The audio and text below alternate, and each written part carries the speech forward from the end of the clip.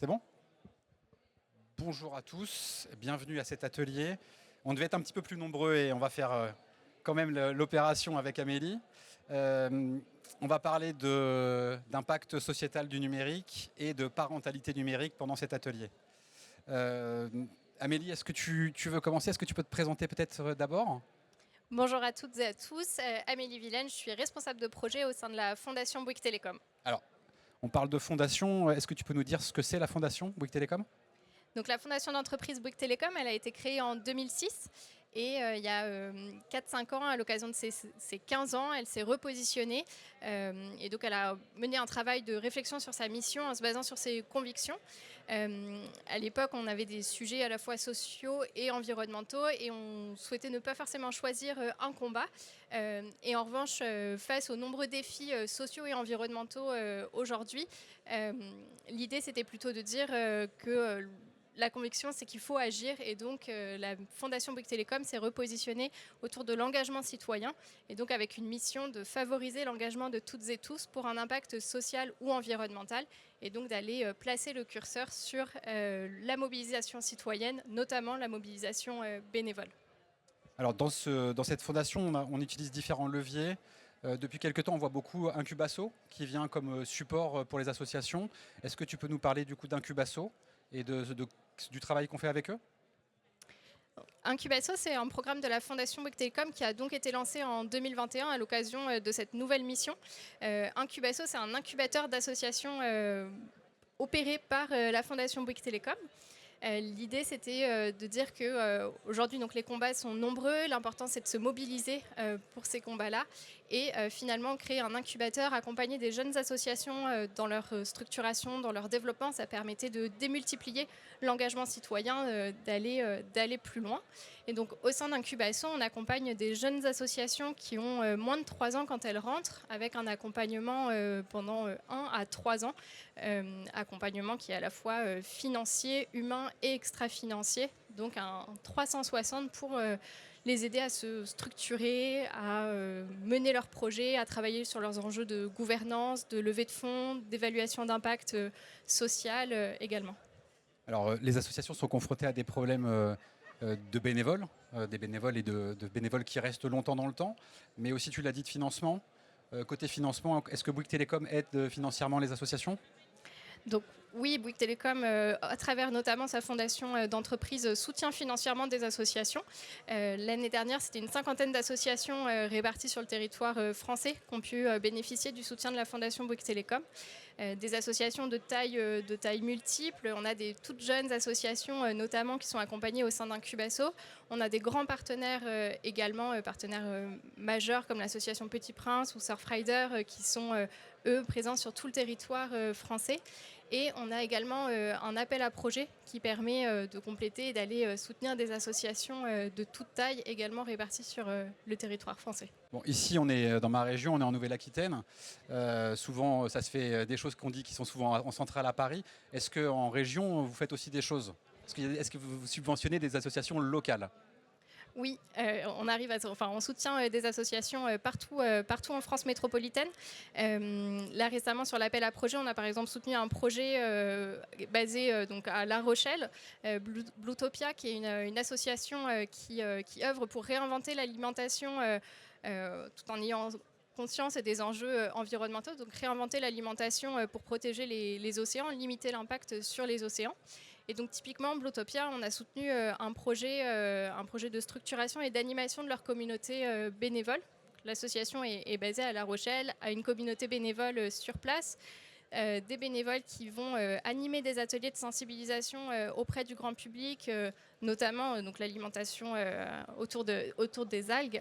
Et donc il y avait un enjeu pour l'association d'aller recruter, d'animer, de fédérer ces bénévoles, de leur donner également de la ressource pour qu'ils puissent animer les ateliers. Et donc le soutien de la Fondation Bouygues Télécom a permis notamment d'avoir un poste salarié d'animation de communautés bénévoles et de mettre en place une plateforme pour donner toutes les ressources, donner les contenus pour les bénévoles. Alors j'ai eu un petit message de Julien Chalande de Bluetopia qui m'a dit que grâce à la subvention, enfin au don dont il avait bénéficié, il avait réussi à former 500 nouveaux bénévoles sur La Rochelle, donc c'est plutôt très bénéfique. Et il n'a pas pu venir aujourd'hui parce qu'il a ouvert comment dirais-je, son crowdfunding sur Ulule hier et il est en pleine animation de ce sujet. Donc si vous voulez participer à la montée en puissance de Bluetopia, rendez-vous sur Ulule. Il fait du crowdfunding, donc n'hésitez pas, je pense qu'ils en ont beaucoup besoin. Est-ce que tu as un autre exemple peut-être dans la région ? Dans la région, si on descend un petit peu plus au niveau de Toulouse, c'est un peu plus loin. C'est pas loin. Mais on a Pousse aux abris, qui est une jeune association qui a été accompagnée au sein d'Incubasso, donc association qui a été créée en 2020 et donc qui a intégré Incubasso en décembre 2021. Cette association, elle est à la fois sur les enjeux environnementaux et sociaux. Pousse aux abris a récupéré une friche dans un quartier prioritaire de la ville à Toulouse. L'objectif, c'était de réhabiliter cette friche, d'en faire un jardin participatif pour redonner de la place aux nouveaux végétaux. Et jardin participatif dans un quartier prioritaire de la ville, donc également une grande dimension sociale pour inviter les habitants du quartier à prendre soin du jardin, à créer du lien entre eux. Et donc cette association a été accompagnée pendant 3 ans au sein d'Incubasso et elle a pris en décembre dernier son envol et donc elle poursuit ses actions. Parfait. Sur la région, l'an dernier, on a subventionné 4 associations. On a distribué entre 5 et 20 000 euros par association, en ayant comme objectif le soutien au bénévolat, principalement. Donc l'appel à projet était axé sur le bénévolat et comment est-ce qu'on attrape des bénévoles surtout et comment on les garde.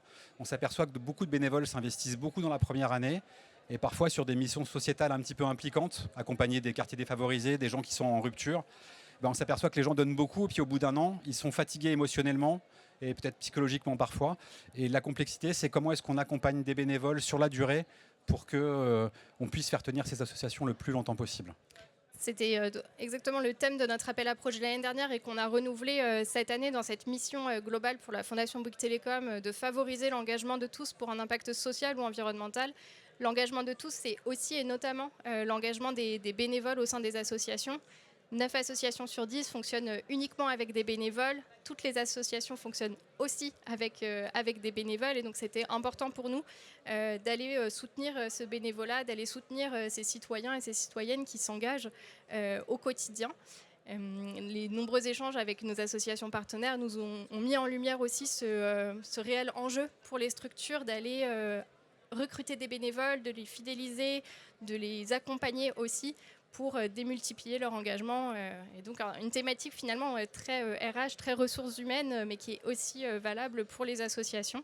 Donc un appel à projet qu'on a renouvelé parce qu'il a reçu un très bel écho aussi au sein du secteur associatif, parce qu'il venait pointer du doigt et soutenir des sujets qui sont assez peu financés aussi par d'autres mécènes. Et c'est quand le prochain appel à projet ? Alors le prochain 2025 a été clôturé cette année fin janvier. On a reçu beaucoup de dossiers. Donc là, l'instruction est en cours et on aura le plaisir d'annoncer les 10 associations lauréates en juin prochain. Et donc les 10 associations qui bénéficieront d'un soutien de 20 000 euros pour justement sujet RH bénévole. Et ensuite, le prochain appel à projet, la prochaine opportunité, ce sera 2026. Mais les modalités sont encore en cours de réflexion. Donc il faut mieux attendre pour une association 2026 pour participer à l'appel à projet ? C'est ça. Pour l'instant, il n'y a pas encore d'ouverture d'appel à projet sur la fin d'année. Et donc ce sera rendez-vous en 2026 pour voir le cadre de soutien. Merci beaucoup Amélie. Je vais continuer et conclure par la parentalité numérique en vous présentant des petites choses très concrètes qu'on fait chez Bouygues Télécom pour sensibiliser à l'usage du numérique, sensibiliser à tous les dangers du numérique. C'est des choses qu'on fait depuis longtemps chez Bouygues Télécom. Il y a quelques années, on informait les gens sur l'exposition des enfants aux écrans. Donc on avait une espèce de règle 3-6-9 où avant 3 ans, on conseille aux gens de ne pas mettre les enfants devant les écrans. Alors c'est facile pour regarder les enfants parfois à la télé, mais ce n'est pas ce qui est recommandé. Et puis au fur et à mesure de l'évolution de l'enfant, on propose un accès aux écrans progressif. À côté de ça, on a lancé des jeux, parce qu'on s'aperçoit que le côté ludique marche très bien et plaît à tout le monde. Donc on a repris ce petit phénomène-là que vous connaissez sûrement, qui a une très forte notoriété, c'est les incollables. Ces incollables, ils sont basés sur l'usage du numérique avec des questions et des réponses. Je vous invite à aller consulter, notre stand il est juste derrière si vous voulez en prendre ou en consulter. C'est des questions très simples mais qui nous éclairent toujours sur comment on utilise le numérique, La consommation réelle des jeunes aussi, parce qu'on peut s'apercevoir que parfois ça va jusqu'à 15 heures par jour. Donc ça crée forcément des problématiques de comportement derrière ou autre. En tout cas, on sensibilise là-dessus.